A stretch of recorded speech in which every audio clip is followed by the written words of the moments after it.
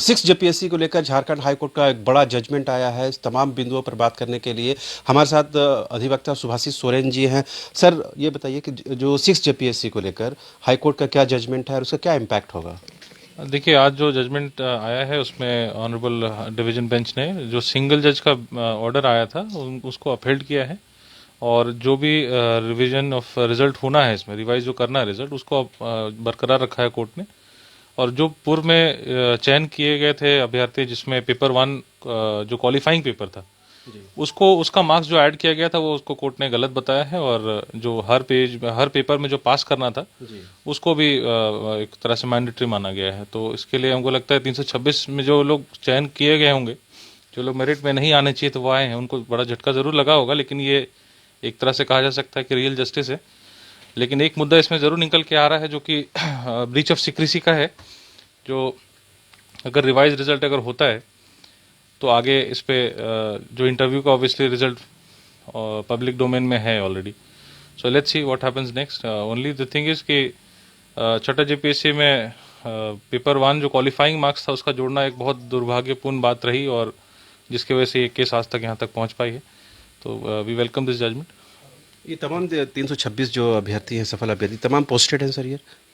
हाँ, ये इनकी अपॉइंटमेंट्स, ये आर्गुमेंट भी हम लोगों ने रखा था कि जब केस चल रही थी तो बहुत जल्दबाजी में एक तरह से इनका पैन कार्ड वगैरह और सारी एजी अकाउंटेंट जनरल ऑफिस में सारी चीज़ें हो गई, सबको सैलरी मिलना स्टार्ट भी हो गया। तो हर कोई अपने अपने रेस्पेक्टिव प्लेसेस में पोस्टेड भी है आज के तारीख में। तो अब ये देखना है इसमें रिवीजन जो रिजल्ट का होना है वो कितने लोग का होना है और नहीं होना है, वो आगे देखते हैं। तो इन 326 स्टूडेंट्स के लिए अब क्या दरवाज़ा है, इनके पास क्या ऑप्शन है sir. See all I can say, whosoever feels justice has not been delivered to them, तो रास्ता ऑब्वियसली अपने ऑनरेबल सुप्रीम कोर्ट तक का तो प्रावधान है ही। तो जिनको जाने की इच्छा होगी वो जाएंगे। शुरू में थोड़ा बैकग्राउंड बता दिए सर, ये कैसे किस तरह से ये मामला कोर्ट की दहलीज तक पहुंचा, किस तरह से ये प्रोसीजर आगे बढ़ा और आज ये जजमेंट आया। देखिए, ये मामला छठा जेपीएससी का है, जिसमें ये मामला मेंस एग्जाम में जो क्वालिफाई किए थे और जब इंटरव्यू हो जाने के बाद एक रिजल्ट जब डिक्लेयर होता है, तब लोगों को, अभ्यर्थियों को ये पता चलता है कि हर पेपर में जो लोग पास नहीं भी किए हैं उनका भी चयन हो गया है। और प्लस क्वालिफाइंग पेपर जो पेपर वन था उसका मार्क्स को भी टोटल मार्क्स में जोड़ दिया गया। तो इसी बात के बाद ये अप्रैल 2020 से ये सारे केसेस स्टार्ट हुए। और उसमें लोगों ने अपना प्ली रखा कि जो लोग मार्क्स ज़्यादा लाए भी हैं मेन पेपर्स में और क्वालिफाइंग में सिर्फ 30-40 मार्क्स ला के छोड़ दिए हैं, उनका भी चयन नहीं हुआ है।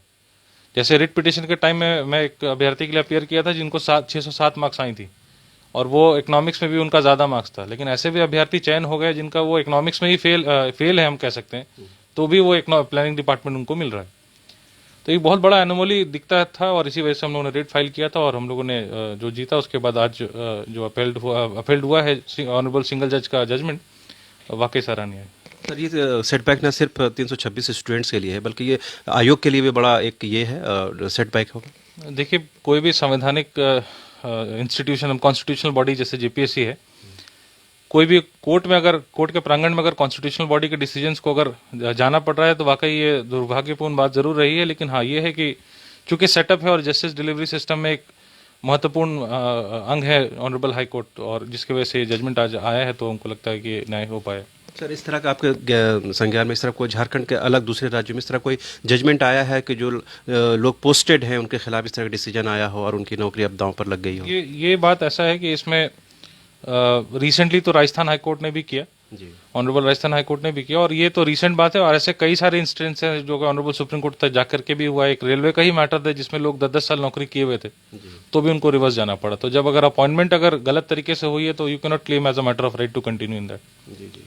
अभी सर आपने सुना हुआ 7 जेपीएससी, हालांकि उसका अभी तो मामला चल ही रहा है और उसमें फिर रिवाइज रिजल्ट निकाला गया है, उसकी भी सुनवाई प्रक्रिया चल रही है।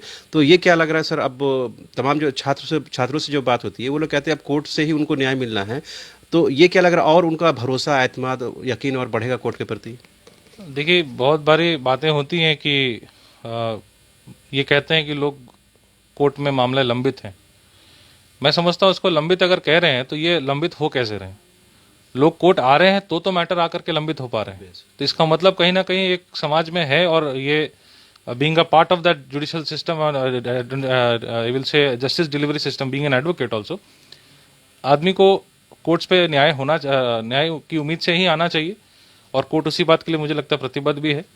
और कोर्ट के प्रांगण में आकर के अगर जस्टिस की उम्मीद नहीं रखेंगे तो और कहीं से रखा भी नहीं जा सकता कि this is the only system कि अगर आपको कुछ अगर लगता है कॉन्स्टिट्यूशनली आपके साथ कुछ गलत हुआ तो ऑनरेबल हाई कोर्ट उसके लिए।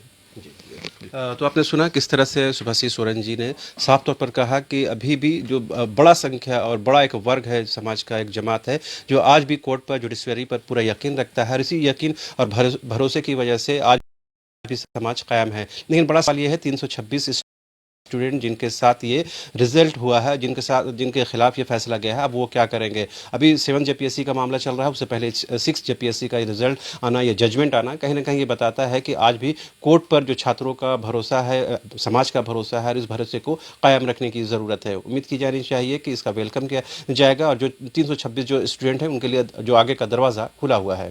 कैमरा पर्सन हृदय के साथ रांची से न्यूज़ बाइस्कोप के लिए शाहनवाज।